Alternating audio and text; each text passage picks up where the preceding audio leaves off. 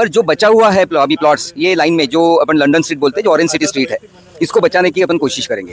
पण यहाँ पे घर इसीलिए लिया था ग्रीनरी देखते हुए करिता काय ते प्राणी संग्रहालय किंवा त्याची ओळख असं किंवा असं काही उपक्रम शासनाला राबवता येईल का आणि त्यांच्यातून त्यांना काही बोध घेता येईल आणि आपल्याला ह्या सिमेंटच्या जंगलापासून जो आपला श्वास रोखतोय त्याला आपल्याला थांबवता येईल। तर ॲटलिस्ट आपण एवढं तर नक्कीच करू शकतो, जे झाडं आहेत ते न कापता इथे पार्क्स पब्लिक युटिलिटीसाठी जे काही करता येईल ते करायला हवं। गोष्टीची आज काही खूप नितांत आवश्यकता नाही, कारण की लंडन स्ट्रीटला लागूनच एक रिंग रोड आहे। त्या रिंग रोडवर पूर्णपणे कमर्शियल ॲक्टिव्हिटीजसाठी आणि मोठ्या मोठ्या इमारती। ये जगह जितनी पेड़ और ग्रीनरी के सुंदर है, मैं यही चाहूँगा कि हमेशा ऐसी ही सुंदर है। पार्किंगसाठी काका मार्केट डेव्हलप झालं तर लोक रस्त्यांकडे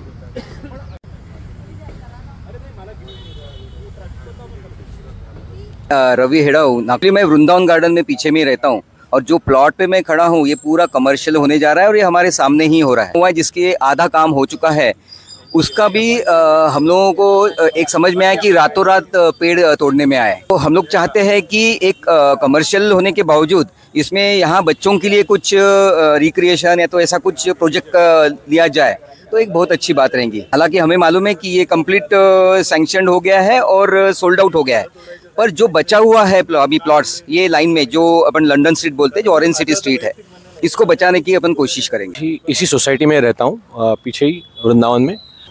हम लोगों ने यहाँ पे घर इसीलिए लिया था ये ग्रीनरी देखते हुए, सब कुछ व्यू लेते हुए।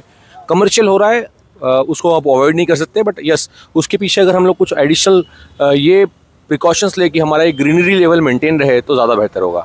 तो यहीं पास में HB स्ट्रीट में रहता हूँ, यहाँ से रेगुलरली आना जाना मेरा होता रहता है। ये जगह जितनी पेड़ और ग्रीनरी की सुंदर है, मैं यही चाहूँगा कि हमेशा ऐसी ही सुंदर है। आणि हा जो प्लॉट आहे, प्लॉट नंबर 5 NMCच्या अंडरमध्ये, ह्या प्लॉटचं टेंडरिंग झालेलं आहे। पण इथे जे आपले झाडे आहेत फार जुने झाडे आहेत, 100 वर्षापासून 50 वर्षापासून, त्याला ते तोडतील आणि पर्यावरणाला त्याचा धोका निर्माण होईल। मला आपल्या माध्यमातून आवाहन करायचं आहे, NMCने जे ॲक्वायर्ड केलेले आहेत ऑरेंज सिटी लँड पूर्ण, त्याचे पैसे त्यांचे आधीच निघालेले आहेत 2-4 प्रोजेक्टमध्ये। आता ही त्यांना बोनस म्हणून जागा त्यांच्याकडे आहे आणि नागपूरमध्ये सगळे सिमेंटचे जंगल आहे, त्या सिमेंटच्या जंगलामध्ये मुलांचं खेळणं सगळं थांबलेलं आहे। आपल्याला पर्यावरणाला पूरक असे जे उपक्रम ते राबवायला करता ही जागा त्यांनी सोडून द्यावी, ज्यामध्ये आपले प्राणी मित्र असेल, ज्या मुलांना लहानपणी त्या खेड्यातलं वातावरण माहीत नाही आहे, ज्यांना ते पक्षी माहीत नाही आहे, प्राणी माहीत नाही आहे, खेकड्याचं काम काय आहे, गांडुळाचं काम काय आहे, सापाचं काम काय आहे, हे घाबरतात। हे सगळे आपले मुलं त्यांना घाबरतात, शाळेकरी मुलं, त्यांना ती ओळख व्हावी करिता काय ते प्राणी संग्रहालय किंवा त्याची ओळख असं किंवा असं काही उपक्रम शासनाला राबवता येईल का, त्यामुळे आपल्या विद्यार्थ्यांना, आपल्या पोरांना, आपल्या मुलांना आपली पूर्व पार्श्वभूमी, पूर्वी परंपरा कळेल आणि त्यांच्यातून त्यांना काही बोध घेता येईल आणि आपल्याला ह्या सिमेंटच्या जंगलापासून जो आपला श्वास रोखतोय त्याला आपल्याला थांबवता येईल। मी उदय दिघे, मी रचना मेघस्पर्श, भेंडे लेआउट, स्वावलंबी नगर इथे राहतो। आज या माध्यमातून झाडे जगवा झाडे वाचवा या माध्यमातून आम्ही इथे सगळे लोक जमलो होतो आणि ही फार नितांत गरज झालेली आहे आजची, कारण ज्या हिशोबाने आपण झाडांचं कटिंग करतोय त्या हिशोबाने आपण झाडं लावत नाही आहे किंवा झाडांचं संवर्धन करत नाही आहे।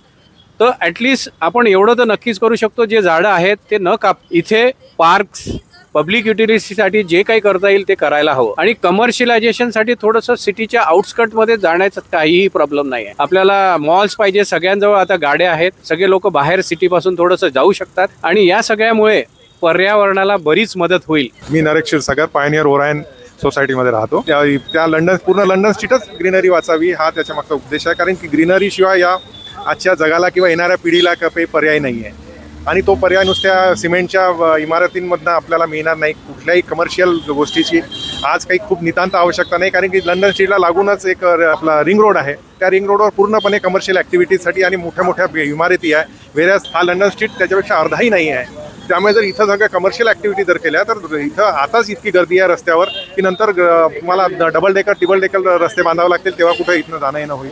त्यामुळे याच्यापासून पर्यावरण हानीपासनं आणि लोकांच्या पर्यावरणच्या आणि तब्येतीच्या नासाडीपासून वाचवण्यासाठी हा रस्ता आणि याच्यावरची ग्रीनरी वाचवणं अत्यंत आवश्यक आहे। नमस्कार।